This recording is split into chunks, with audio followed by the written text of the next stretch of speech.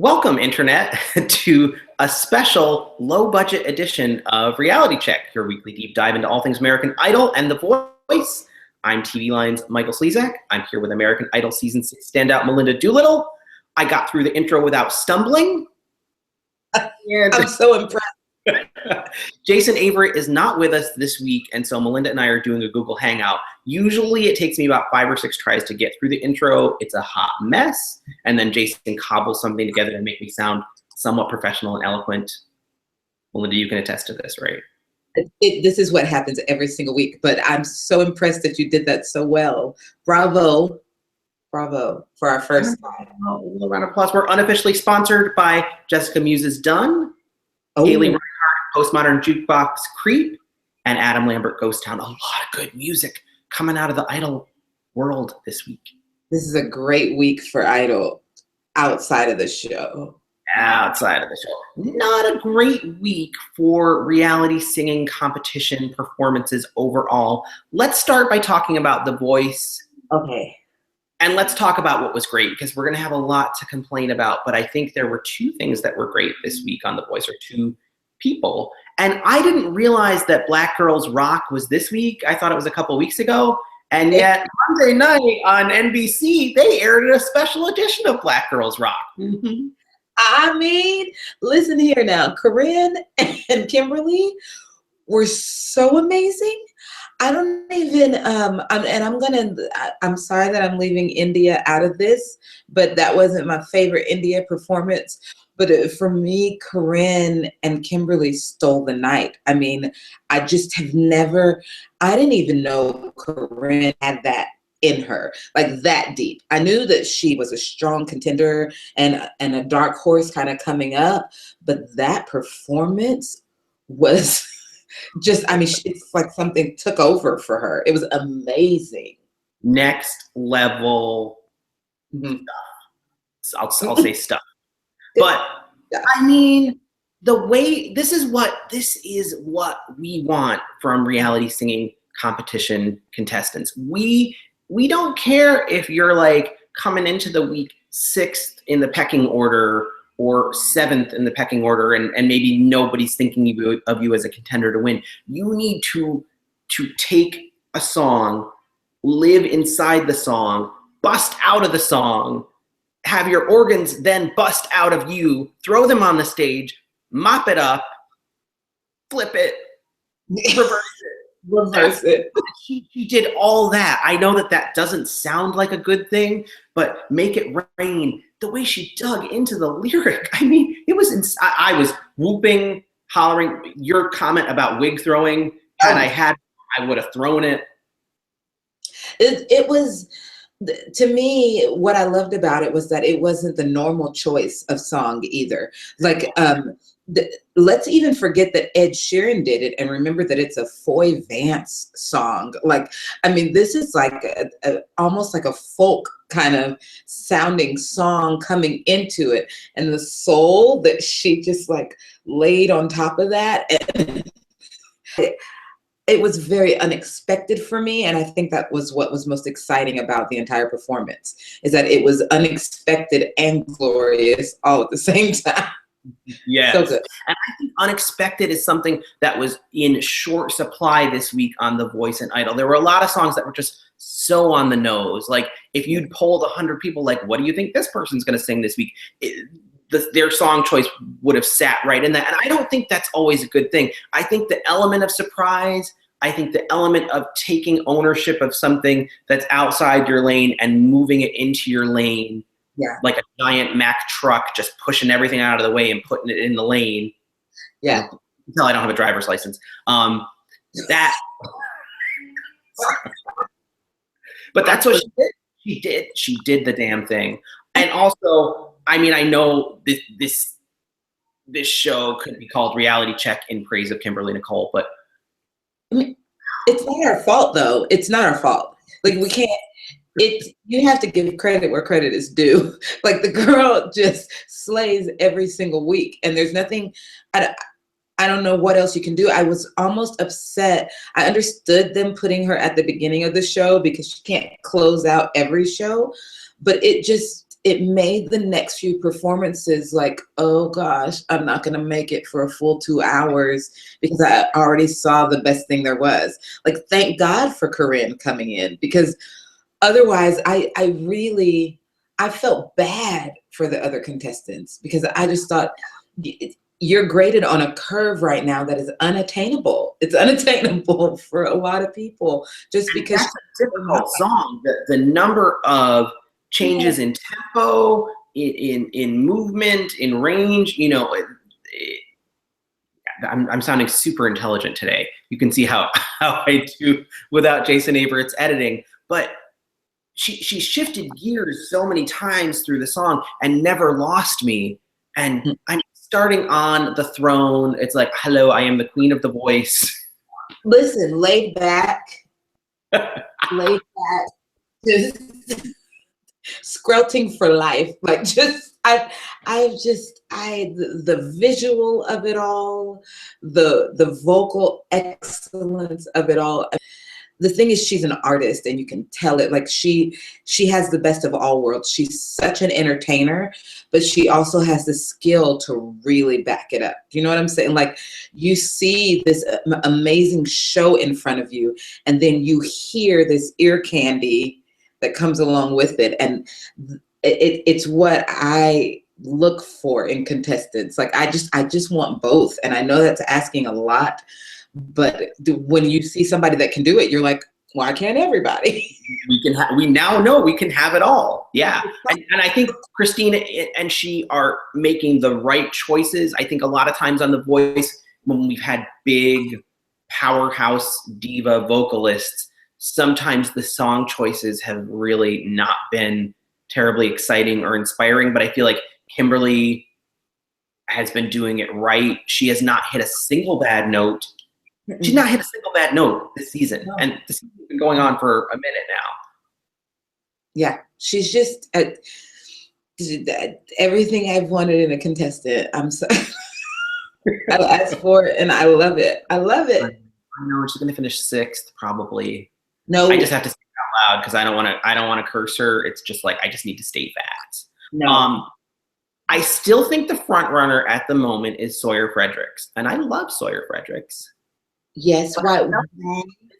Because he's crushing it on iTunes. Like, I feel like he could let out an extended burp and go to the top 10 on iTunes. And I don't look at the iTunes rankings. I don't look at those. So based on what I see, I felt like, especially this week, and I love him. I just felt like like Corinne and Kimberly just completely surpassed him. What do we want from him? Didn't give us this week, though, because I was trying to put my finger on it. I think a little bit of it was the expectedness of the song choice. I think Pharrell needs to think more. I mean, when Sawyer came in, he came in with Man of Constant Sorrow. That was his choice. That was his blind audition. It was probably his most interesting out-of-the-box song choice. And I feel like a coach like Pharrell should be really looking for music that does not come from the folk blues lane, but can be flipped into that lane. Like, I think Sawyer needs to give us a big surprise. Yes. Like, Imagine, to me, was actually a surprise. Yeah. Like, I feel like putting his voice on an unexpected song is what makes him magic. Like, it just, I feel like it needs that. I don't know. I felt like he didn't connect as much as normal with the song this week. And I don't want him to do anything much different than he's been doing the past few weeks. I just think this week was an off week for him. You know, I'm not asking for him to reinvent the wheel or anything like that. I feel like what he has to offer is wonderful when he fully connects with a song and when he finds the right song for him. Yeah. I feel like this deep into the competition, you know, they've been at it a few weeks, and I feel like the strain emotionally, vocally, physically was starting to show, because it's been a really strong, consistent group on season 8 of The Voice. But I would say there were 5 singers this week out of 10 that I would have been okay with an elimination on. Joshua, Deanna, Rob, Hannah, and Corey Kent White. Like all 5 of them. Yeah.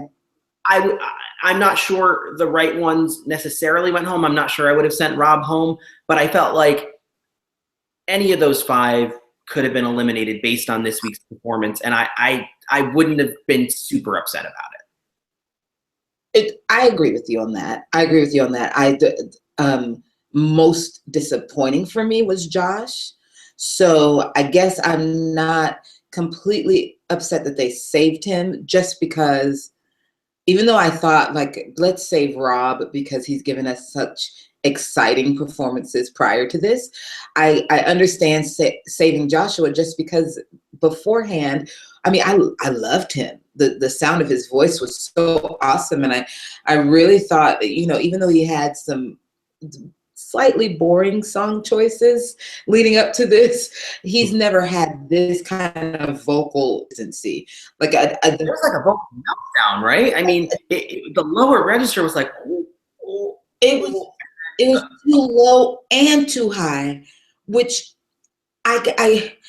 then that means it's the wrong song. I don't know how else to say it. Like, if it's too low and too high, let's pick a different song. Like, and I feel like Adam could have maybe mentioned that in his coaching session, maybe, unless Josh you bring up just a point that we have to discuss, because I feel like Adam is utterly disengaged in season 8. Like, the song choices alone, and as you said, clearly this song is not in his range. And then Adam says, well, we took some risks. Most of them didn't pay off. This is a show where nobody criticizes anybody, and Adam is openly like dogging his contestant on live TV. And were you not participating in his journey this week? Did you just like sit on a beach with your supermodel wife and be like, hey, Josh, hope it's going well? Like, you're his coach. Coach him. And if he's not hitting or here, change the song. It's what I was trying to, like, when I was listening to Adam critique him, all I could think was, like, these things that you're saying should have been said in a coaching room. Like, I don't, like, that should have been said way before you let him come on stage and do that. Because I can't imagine that Josh did so well in the coaching that this meltdown was unforeseen. Like, I feel like this had to have been foreseen on his first run through, even before he went into the studios to record. And I'm sorry, Adam, if you're busy, like, you've got bandmates in Maroon 5, deputize one of them. I'm sure they'd be happy to be on TV for a minute. Yeah, PJ Morton, one of the best indie artists there is ever. He's in Maroon 5. Sick him on your contestants. Do it. Just do whatever you need to do. He can help them. He's the best arranger I've ever heard do a song live. Just sick him on the contestants. Help out your people. If you're too tired or if you're checked out, put somebody else on the job, please. Amanda Brown was on your team at one point, dude. I'm sure, for a nominal fee, she'd come in and work out the vocal situation. No, you definitely pay her, though. Oh, I'm having a dream. Oh, yeah. No, I didn't mean nominal. I meant, it's not going to break the bank. It's not going to break Adam's bank to pay her to come in. Exactly. That's what I meant. It's all relative. Pay her well. She's Amanda Brown, damn it. Dream on. Let's have a moment for Dream on. Okay. So we should talk about Idol. We need to talk about Idol because I feel like season 14 has been one of, oops, I just dropped my notes on the floor. Watch me go. I told you it's a low budget week for reality check. I felt like season 14 was coming together so nicely. We had the right top 7. All was well. There weren't too many close-ups of J-Lo rocking out. Nobody was making me want to get up and slap them this way or that. I didn't want to do a cookie style.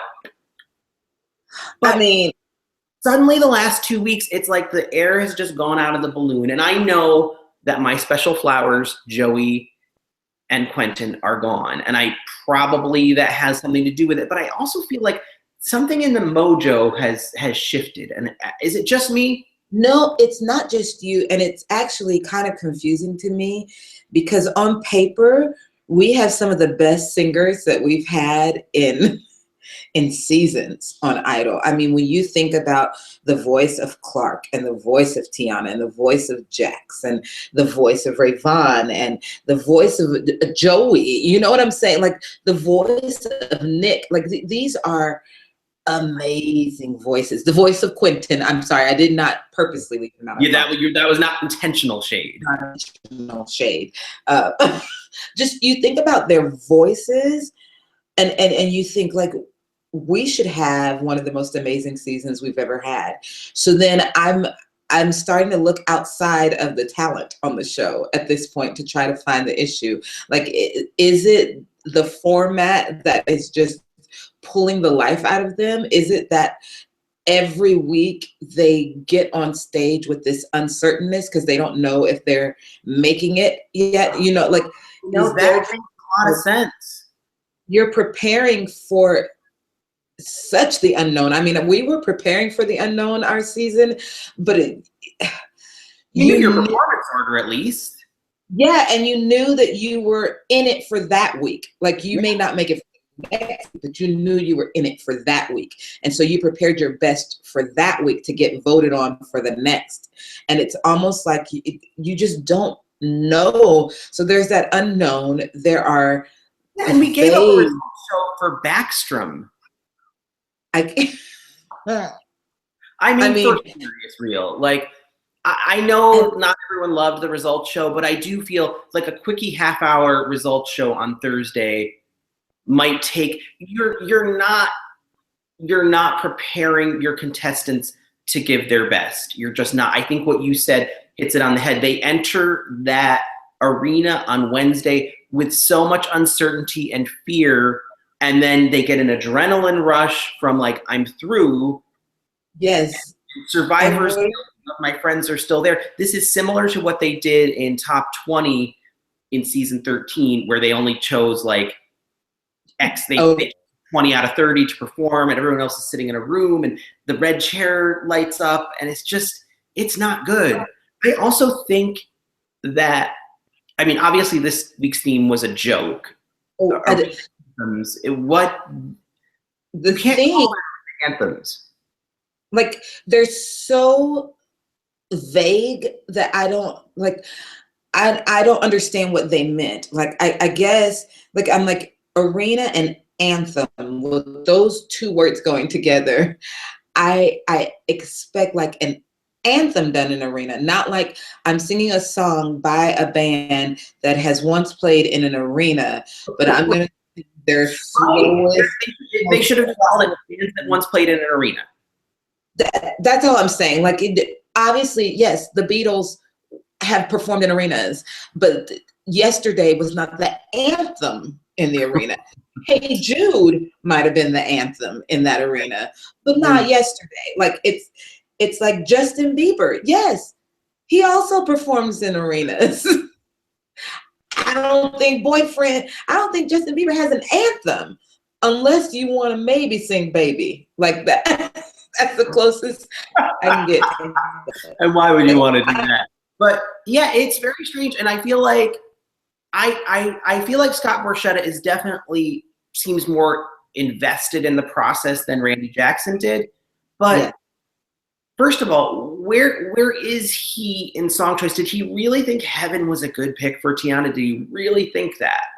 And with so much filler this week, there was like the strained comedy of Harry Connick Jr. was like at least 20 to 25 minutes of this week's show.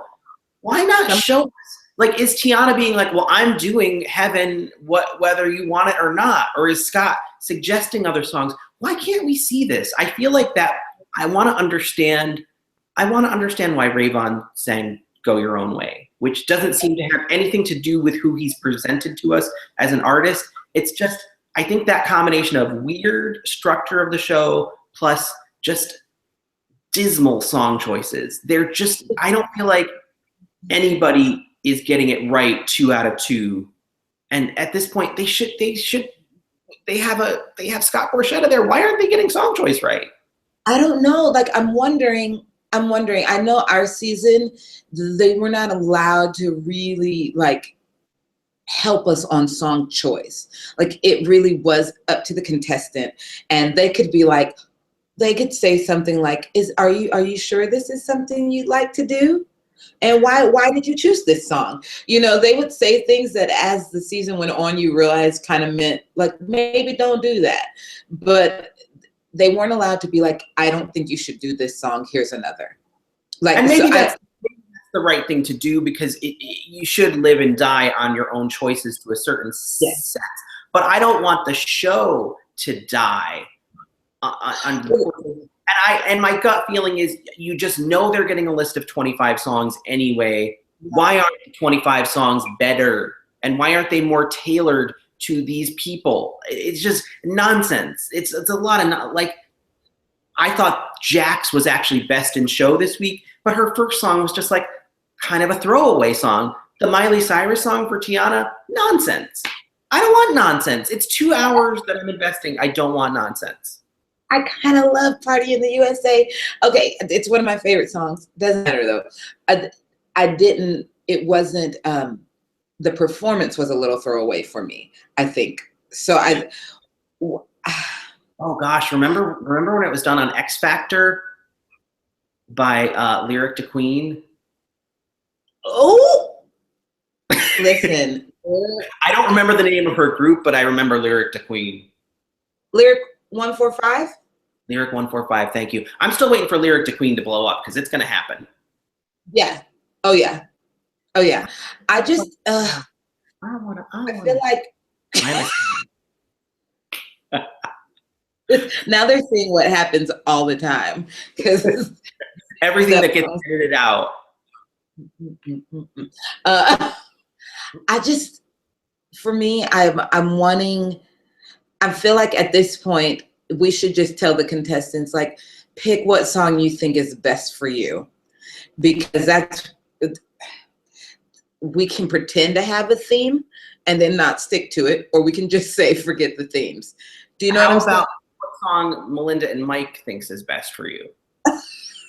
That's I like any random, pick the song any random person on Twitter thinks is best for you would still be a better theme. Like, random Twitter, throw a piece of Play-Doh at Twitter, at your @s, wherever. Yeah, like, and wherever the red dot lands, or a laser pointer from across the room, like, oh, you've landed on this, it's still going to be a better song choice than 90% of this nonsense. But let's get into specifics. Let's talk Jax, because I feel like we need to have some positivity. And Jax, I felt that White Flag was one of the performances of the season.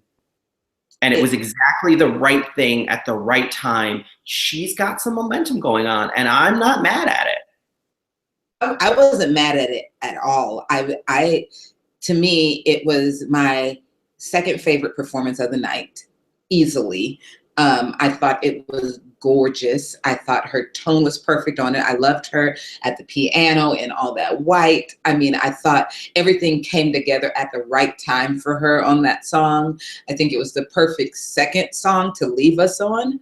It was like Good Witch coming down in the bubble, and everything was right in the world. It was like, everything is now right. All bad vibes are gone. Jax has done it. Girl, to go directly to the hometown visit, we're set. Yeah, loved it. I mean, I loved it. I thought that her vocal was so on point, and that I thought it was perfect. Yeah. So thank you, Jax, for that. We needed that.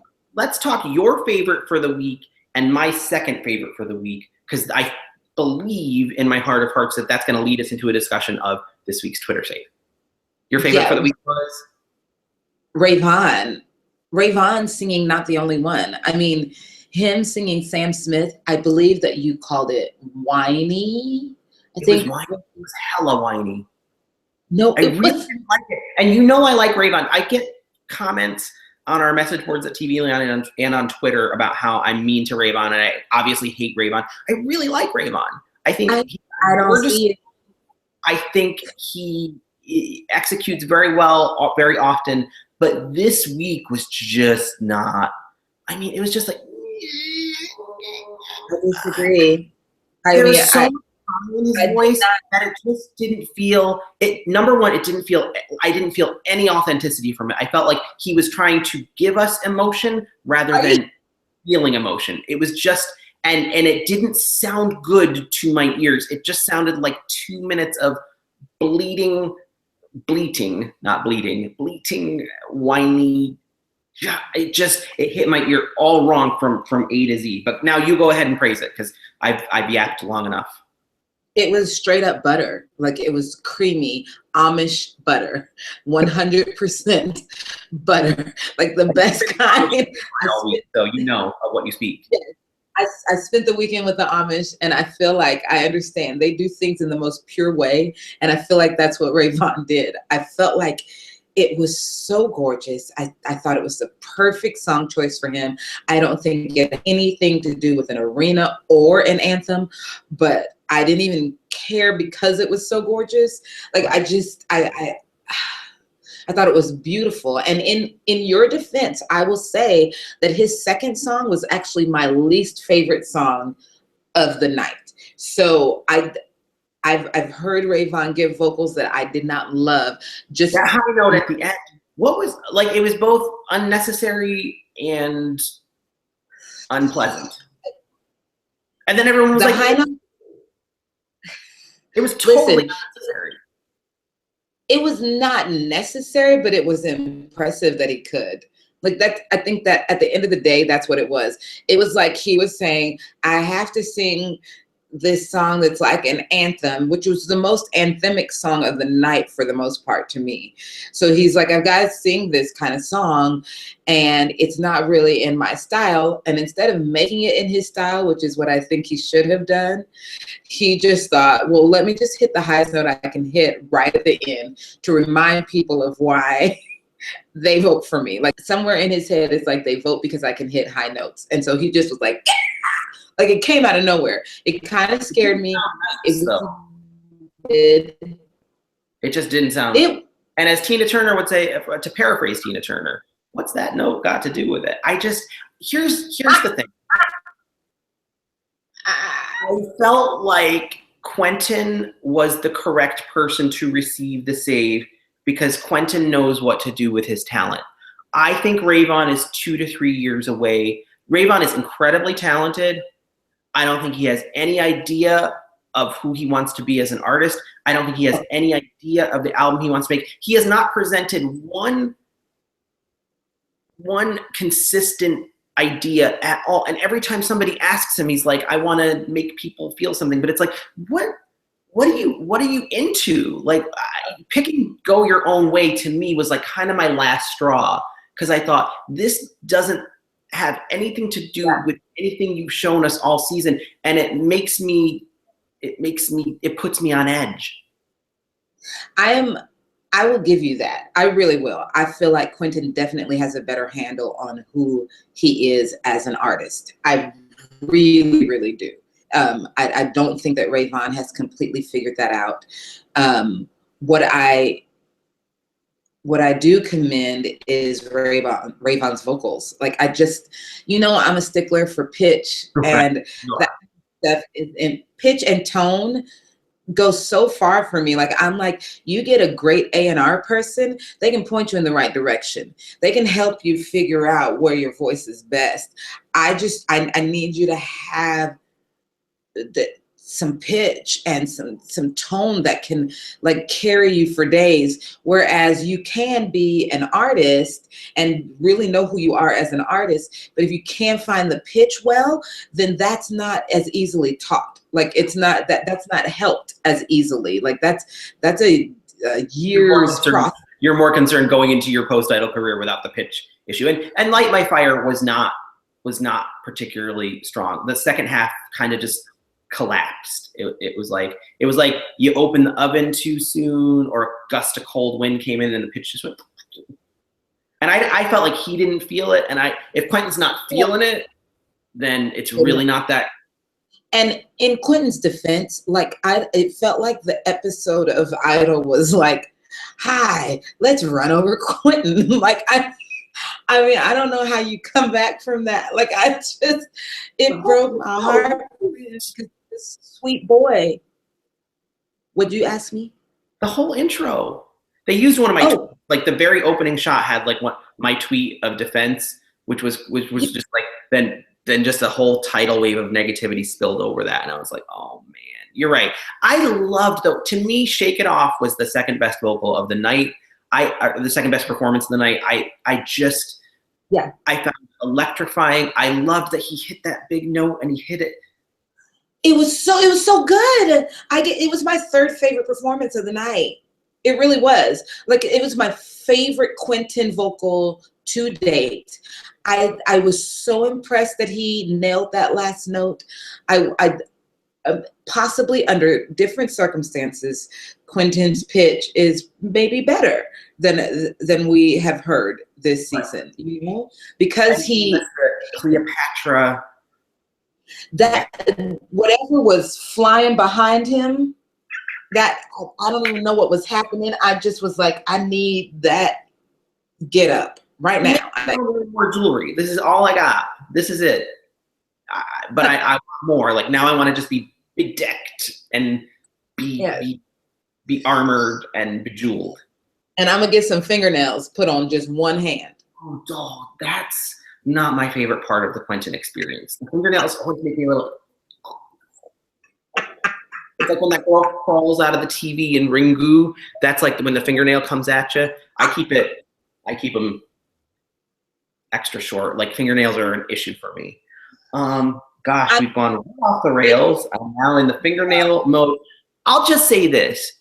Okay. I voted aggressively for Quentin, and I feel like Quentin is the contestant that the Idol franchise and the Idol tour need in the finale. I really felt that way. It bugs the crap out of me that he didn't make it there, and I'm saddened by it. But had I had my druthers this week, I would have sent Tiana home.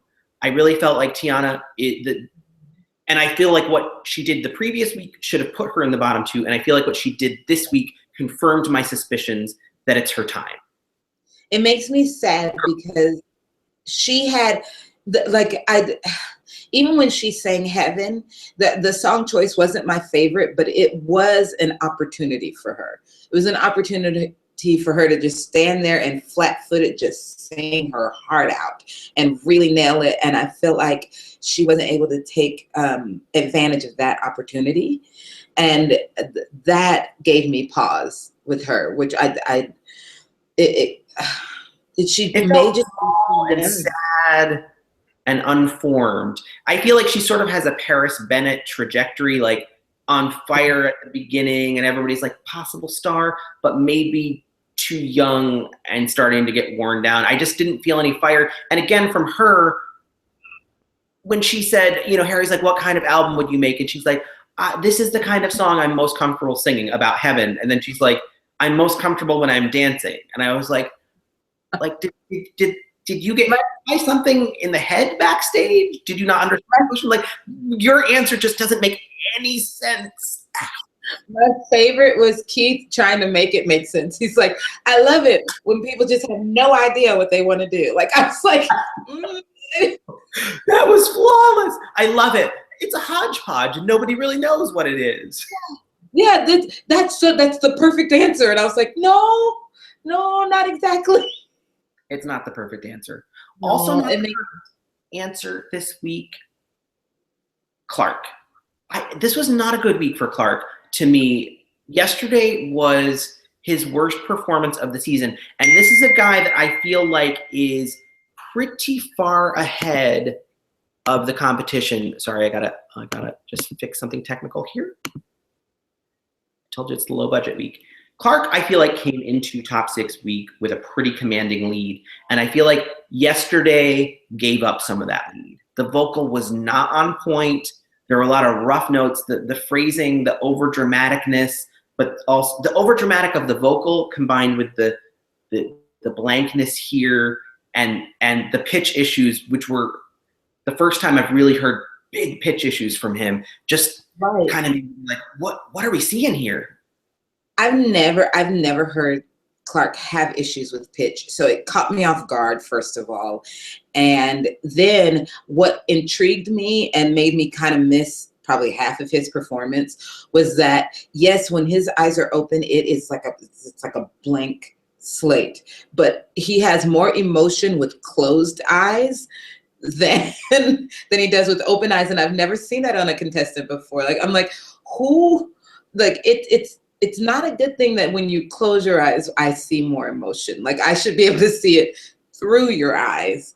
And so I was like intrigued, and I kept watching him go back and forth between the open eyes and the closed eyes. And then I was like, his pitch, my teeth started hurting. You know how my teeth do when the pitch is off. And so my teeth were hurting a bit. And I don't, it made me sad for Clark. And I thought, you know what's going to redeem him is when he comes back and sings some Justin Bieber, because I love me some Justin Bieber. I know that might be weird, but I love it. And I was actually kind of looking forward to Boyfriend, and it did not do what I thought it was going to. Like, the rap part where he put notes to it, the notes had no real melody, and I felt like it made me sad, because Clark, he's so good, but just not this week. I liked it. I think I was more intrigued by it than I was like feeling it, if that makes any sense. But I liked it. I liked that it was different. I liked that it surprised me. I think there was just so little surprise this week that I was like, I can latch on to this. And Okay. I you know, he gets that like stanky howl towards the ends of things. And I kind of dug it on a Justin Bieber song as he's sitting there like jamming away, and like, you know, his little affect that he's got. Like, I dug it. I wasn't mad at it. I think though, that he needs to be careful, because I think this week Jax and Nick closed the gap on him a little bit in terms of momentum. Nick is a funny contestant to me, because I feel like 12 months from now, there's a lot of reality singing competition in the world, and I've been doing this for years, and now my brain, as it gets older, is finding less. There goes my brain. My brain was just like, I can't retain as much. There's not as much room, because there's just so much in there. Like, I have a lot to remember. I don't know how many of his performances I'm going to remember. Nothing is bad. But I think J-Lo was right. He needs to try to figure out a way to have bigger moments. And I think picking Maroon 5 and Rod Stewart's Maggie May were so on the nose. They're so on the nose. Everything sort of sounds the same. They're very on the nose. What I will say is that we found somebody who knows the voice and who is not straying from it. It seems to be working for him. Like, it's not like he's ever been in the bottom. Right. Like, something is working for him. And as a contestant, I understand the thought process of, if it ain't broke, don't fix it. You know, like, this is what's working every week. It's getting me through. Then I need to stick with this, because if I take a risk, I could go home. Like, because he's consistent as all get out. There's never been I thought Harder to Breathe, he actually missed the cue to start. The intro was, something happened. Yeah. Something happened there. And I think it was partly the band also. So I'm not going to give it all to him. Like, I think something happened on both of their parts. But that being said, I just feel like he's here, and he's flying kind of under the radar while everybody else is going up and down and up and down. And here's Nick, you know, I want risk from him though. It's like, dude, if you want this to be your life and your career, there has to be some element in your gut and in your mind that says, I want to be big. I want to have a big moment. I want to rock the television. I want people to go into work Thursday morning and be like, did you see that Nick Fradiani? Did you see what he did? To me, if you don't have that desire, and if that's not your goal, if you're just thinking, well, this is working, I mean, what if you don't deserve to win the show? And I feel like Nick has a shot to win the show, and I want him to serve notice next week to America that a B plus is not good enough for me. Like, I understand that on the curve, that B plus is going to get me to hometowns, but take a risk, dude. Take a risk. I know it's easier on this side of it to say take a risk. That's all I'm gonna say. Like, it's so easy to say this from our chairs. Like, go ahead and take a risk. But when you're in it and something's working, like the risk is really scary. That's what I'll say. And his voice does not completely lend itself to huge moments. Do you know what I'm saying? Like, his voice lends itself to working well in the kind of songs that he's choosing. And maybe that's the moment we get from him. Like, I'm scared to tell you this week. The hair was, I was like, damn, I was so jealous of his hair. I mean, now that you're seeing me without Jason Averett lighting the room, like, you're seeing, this situation is just, it's going downhill. It's the Titanic of hair. It's bad. And I was like, damn, I could just have that hair for a day. I was singing that Beyonce song, If I Could Have Nick's Hair, even just for a day. I'd roll out of bed in the morning. He did look great. It looked great. I just think Nick singing Tracy Chapman's Fast Car, that's all I want.